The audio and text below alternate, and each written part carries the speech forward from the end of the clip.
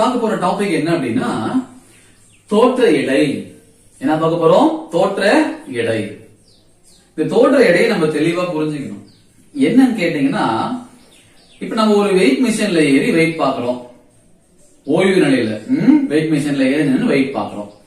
பார்க்கும்பொழுது இந்த மிஷின் ஆனது நமக்கு எடையை காமிக்குது. அதுதான் நம்மளுடைய உண்மை எடைன்னு நினைக்கிறீங்களா? அப்படிதான், கரெக்ட் தான்.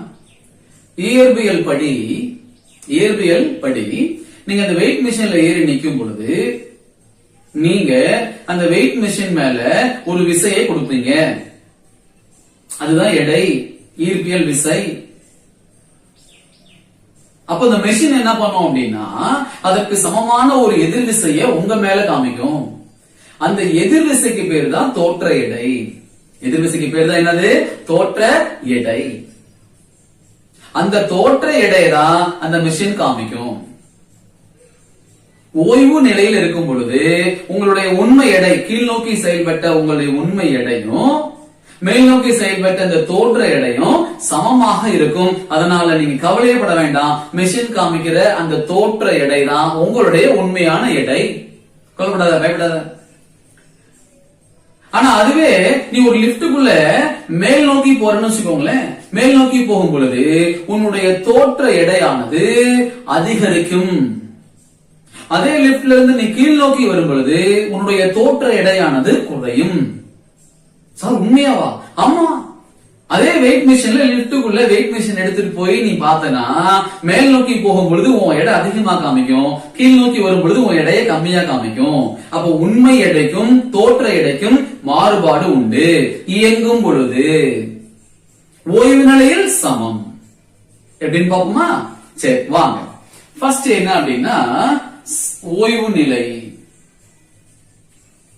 ஃபர்ஸ்ட் என்னதுப்பா? ஓய்வு நிலை. அதாவது இப்ப ஒரு லிப்ட் இருக்கு, கவனிச்சுக்கிறாங்க நல்லா.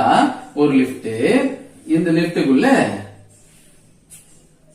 நம்ம தலைவர் நிக்கிறார்.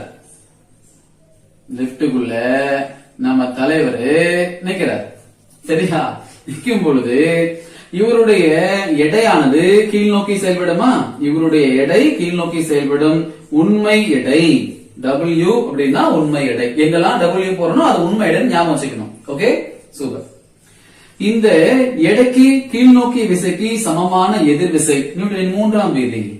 ஆமாஹா, இவருடைய எடைக்கு சமமான ஒரு எதிர் விசைய மேல் நோக்கி காமிக்கும். இந்த மேல் நோக்கி செயல்படக்கூடிய இந்த விசைக்கு பேரு எதிர் விசை. இதற்கு பேரு தோற்ற எடை. இதுக்கு பேர் என்னதுப்பா? தோற்ற எடை. Weight W. மேல் நோக்கி செயல்படுற இந்த விசைக்கு பேரு தோற்ற எடை. ரியாக்ஷன் போர்ஸ் அப்படின்னு பேரு. ரியாக்ஷன் அப்படின்னு பேரு. சரியா? இப்ப இவரு ஓய்வு நிலையில இருக்காரு. நல்லா கவனிச்சுக்கீங்க. என்ன நிலையில இருக்காரு? ஓய்வு நிலை. லிப்டும் ஓய்வுல தான், அவரும் ஓய்வுல தான். Clear?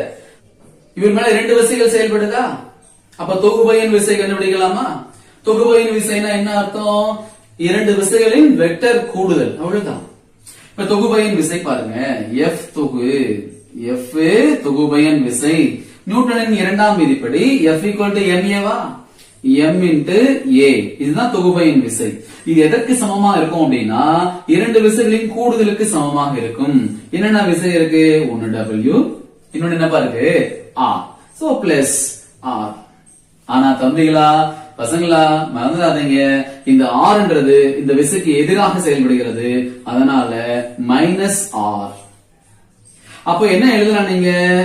MA equal to W minus R equal to F தொகுபயன் விசை. புரிஞ்சா பசங்களா? அங்க ஏன்றது என்னதுப்பா? முடுக்கம். முடுக்கம் தானே? சரி, பொருள் ஓய்வு நிலையில் இருக்கும் பொழுது முடுக்கம் மதிப்பு என்ன? என்னப்பா முடுக்கம் மதிப்பு எவ்வளவுப்பா? 0. Very good. பொருள் ஓய்வு நிலையில் இருந்தா முடுக்கம் மதிப்பு என்னது? 0. ஏன்னா திசைவேக மாற்றம் தான் என்னது? முடுக்கம்.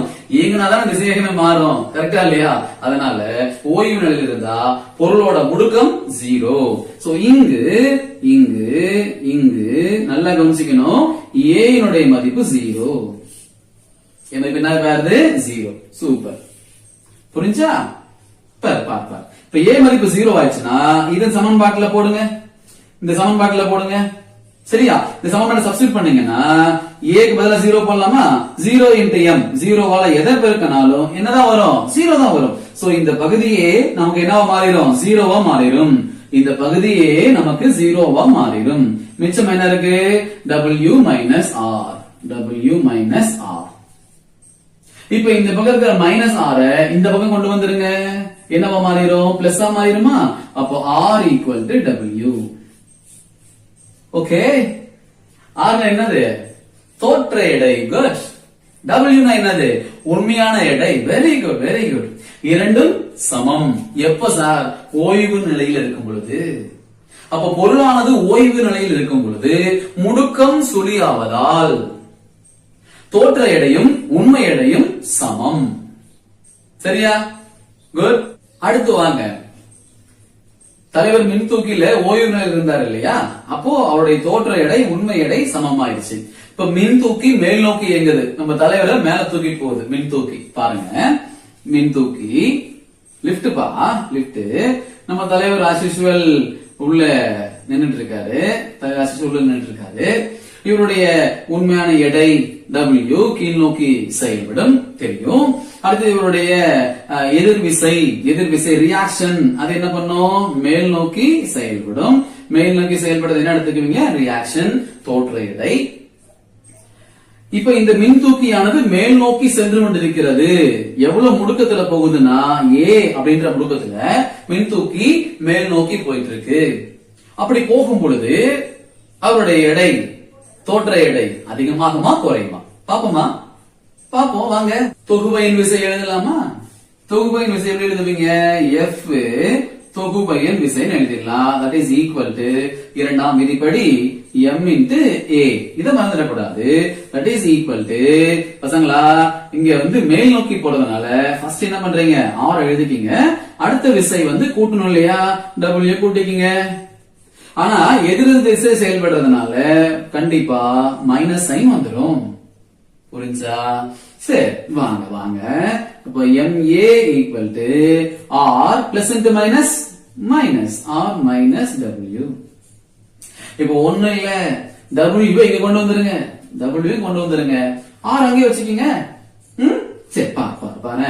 அப்போ R அப்படியே இருக்கட்டும், W மட்டும் இந்த கொண்டு வந்துட்டீங்கன்னா மைனஸ்ல இருக்கிற W என்னவா மாறிடும்? பிளஸ்ஸா மாறிடுமா? அப்ப என்ன வந்துடும்? W plus MA, W plus MA வந்துருமா?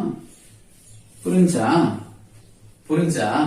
இப்போ என்னுடைய கேள்வி கரெக்டா புரிஞ்சிட்டு பதில் சொல்லணும். சொல்றீங்களா? சொல்றீங்களா?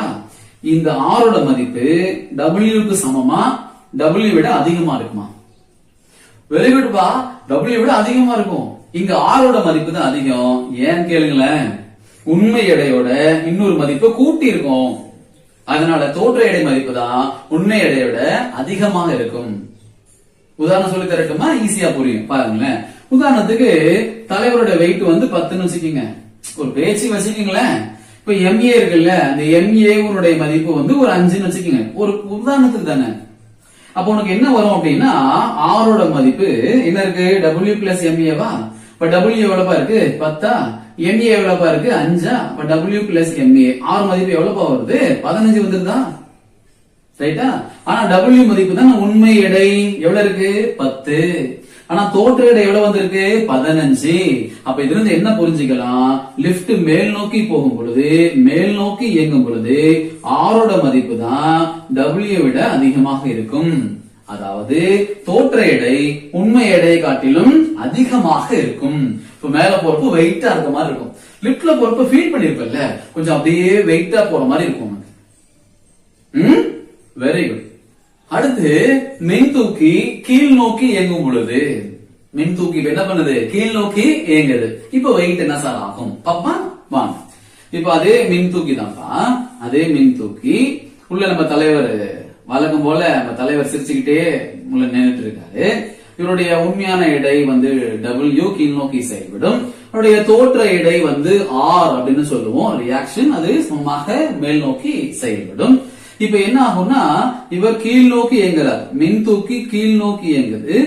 A அப்படின்ற முடுக்கத்துல மின்தூக்கி கீழ் நோக்கி இயங்குது. பழக்கம் போல தொகுபயன் விசைக்கு வந்துருங்க. தொகுபயன் விசை F தொகு ஈக்குவல் டு இரண்டாம் விதிப்படி MA ஈக்குவல் டு W கீழ் நோக்கிங்கிறதுனால முதல்ல W போட்டுக்கோங்க பிளஸ் அடுத்த விசை என்னதுப்பா R. ஆனா எதிர் திசையில செயல்படுறதுனால மைனஸ் R. சரிங்களா? ரைட். இப்ப எப்படி எழுதலாம் இத? MA equal to W plus into minus minus R. சரியா?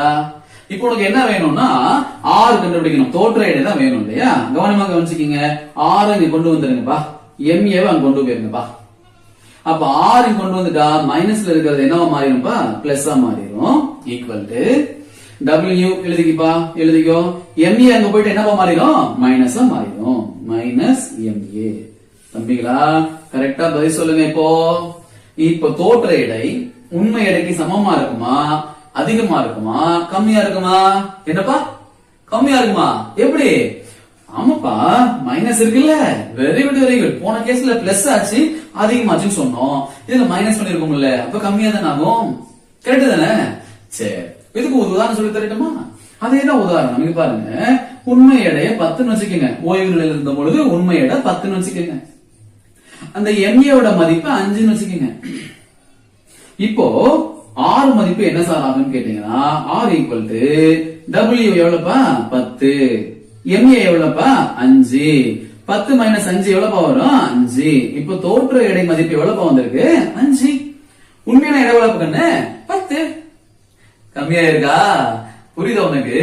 அப்போ என்ன சார் ஆகும்னு கேட்டா லிப்ட் மின் தூக்கி கீழ் நோக்கி இயங்கும் பொழுது தோற்ற இடையின் மதிப்பு மின்தூக்கி கீழ் நோக்கி இயங்கும் பொழுது தோற்ற எடையின் மதிப்பு உண்மை எடையின் மதிப்பை விட குறைவாக இருக்கும். வேகமா கீழே வரும் பொழுது எடை கம்மியா இருக்கும். சரியா? அப்ப எவ்வளவு வேகமா கீழே வருதோ அந்த அளவுக்கு உன்னுடைய தோற்ற எடை கம்மியா தெரியும். சரியா? சரியா? இப்போ ஒரு விஷயம் இங்கே பாருங்க. இங்கே பாருங்க, ஒருவேளை அந்த மின் தூக்கி என்ன பண்ற, மேல போயிட்டு இருந்தது இல்ல, மேல இருந்து எவனா ஒருத்தன் அந்த லைன கட் பண்ணிடுறான்னு வச்சுக்க.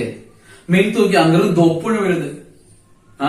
அங்கிருந்து கட் பண்ணிட்டாங்க, அங்கிருந்து விழுது அப்படின்னா அப்போ நல்லா புரிஞ்சுக்கணும். மின் தூக்கி மேலிருந்து கீழே விழும் பொழுது என்ன நடக்கும் அப்படின்னு கேட்டீங்கன்னா தடை இல்லாம எதுவுமே இல்லாம அது பாட்டு சரசரன்னு வந்துட்டு இருக்கும் இல்லையா? இப்ப தடையின்றி தானே விழும் நிலைக்கு அது தள்ளப்பட்டால் அதனுடைய முடுக்கம், லிப்டோட முடுக்கம், மின் தூக்கியோட முடுக்கம் புவியீர்ப்பு முடுக்கத்திற்கு சமமாக மாறிவிடும். இதுக்கு சமமா மாறிடும். புவியீர்ப்பு முடுக்கத்திற்கு சமமாக மாறிவிடும். அதாவது தடையின்றி தானே விழும் பொழுது, தடையின்றி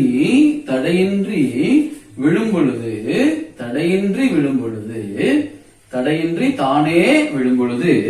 என்ன சார் ஆயிரும்னா முடுக்கத்தின் மதிப்பு G மதிப்பு சமமாயிடும். அப்ப இங்க எடுத்துக்கங்கப்பா. இங்க பாருங்க, இங்க சமன்பாட பாருங்க. R சமன்பாட பாருங்க. R equal to W minus MA அப்படின்னு இருக்கா? இந்த W என்ன கண்ணு?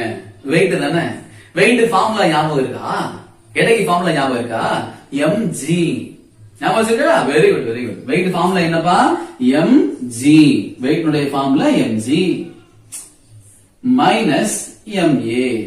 ஆனா இங்க நம்ம என்ன போட்டிருக்கோம்? A equal to G. தடையின்றி விழும் பொழுது, தானே விழும் பொழுது இங்கு A equal to G. A equal to G. அப்படின்னா R ஈக்குவல் டு என்ன ஆயிரும்பா? mg. அப்படியே எழுதுங்க. Minus M. A க்கு பதிலா என்ன போடணும்? G போடணும். டேய் mg மைனஸ் mg எவ்வளவு வரும்? 0. Very good very good. 0. அப்ப R ஈக்குவல் டு 0 வந்துரும். இதுப்பா R என்னன்னு தெரியுதா? என்னது? தோற்ற எடை. R என்னது? தோற்ற எடை. நீ உணரக்கூடிய எடை அதுதான். அது என்ன ஆயிடுச்சு? 0. அப்போ நீ எடை இல்லாம உணர்வாய். என்ன இல்லாம உணர்வ? எடை இல்லாமல் உணர்வாய். எடையில்லா நிலை அப்படின்னு பேர். அது பேர் என்னதுப்பா? எடை இல்லா நிலை. எடையில்லா நிலை அப்படின்னு பேரு. எடையில்லா நிலைன்னு பேரு. இங்கிலீஷ்ல வெயிட்லெஸ்னஸ் அப்படின்னு சொல்லுவாங்க. இந்த பெரிய பெரிய ராட்னா சுத்தி இருக்கீங்களா? பாத்தீங்களா? இங்க இருந்து மேல போகும்பொழுது கொஞ்சம் வெயிட்டா போற மாதிரி தெரியும். போயிட்டு வேகமா கீழே வரும் பாத்தீங்கன்னா அப்படியே பறக்கிற மாதிரி ஒரு மிதக்கிற மாதிரி ஒரு ஃபீல் வரும் பாரு. என்ன காரணம்? இதுதான் காரணம். எடையில்லா நிலை. புரிஞ்சா? விண்வெளி வீரரின் எடை இழப்பு.